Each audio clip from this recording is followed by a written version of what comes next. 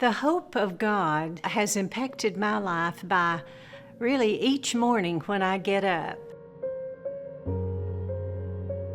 I tend to turn on the TV and listen to international news. I hear about children being martyred in a private Christian school only because they attend there. And I think, what a wicked world we live in. I believe that the wickedness of our world and the things that are happening are actually proof that Jesus is going to return soon. I live in peace, and I really don't live in fear at all. So far in my life, no matter what has happened, I realize very quickly that Jesus loves me, that He is in charge of my life, and that He's going to do what is best for me. So I have complete hope in everything, no matter if it's getting my daily chores done, sickness, relationships. The Bible tells me that as a child of God, I have nothing to fear. I live in hope, the hope that Jesus Christ gives us. God's peace has impacted my life in many ways. I thought that in the years before my coming here to church, that I could take care of things on my own, control my own life, And so basically I didn't think I needed God in my life. Things that were going on in my life, I thought I could handle them myself.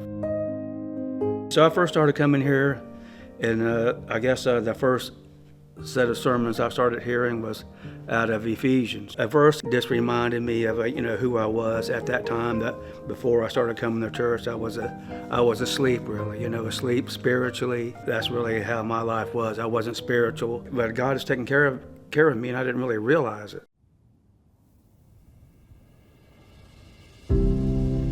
Finding that peace and finding that comfort in God, but you know that it's there, So I think that's the peace that you get. So any kind of situation comes up, you might not respond to it correctly at that particular moment, but you will solve it through the grace of God, through the peace. To describe how Jesus' love has impacted my life, I feel like I need to go back and define what love we're talking about. Jesus' love is self-sacrificial, it's immutable, it's unconditional, and it's compassionate. So even when my circumstances may lead my emotions to think that I'm unloved, I know without any doubt the kind of love that He gives.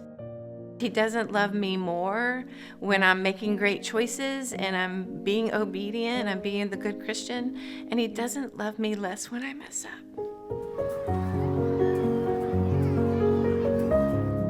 The way that Jesus' love impacts my life is fundamentally. It's not reliant on me at all. He is love. He is the definition, the author of, the originator of love. I don't think you can experience His love and not come out changed, not come out different at your core. So I'm just eternally thankful. There's a lot of joy in the Christmas season.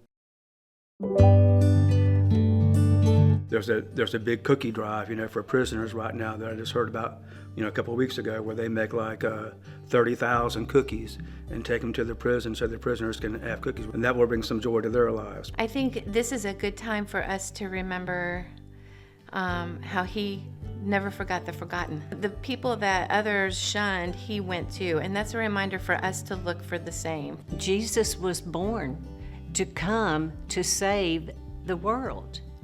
And He has brought it to everybody that chooses to accept it. We definitely got to be thankful for, Christ being born and for God sending him here, I think it's a good time for us to remember how He lived His life so we can try to emulate that. I really like a statement by Dwight L. Moody. We walk through the valley of the shadow of death. For there to be a shadow, there must be light. And Jesus is the light that is always with us through our journey. I still can have the hope and the peace, even when things are not going my way, that Jesus is right.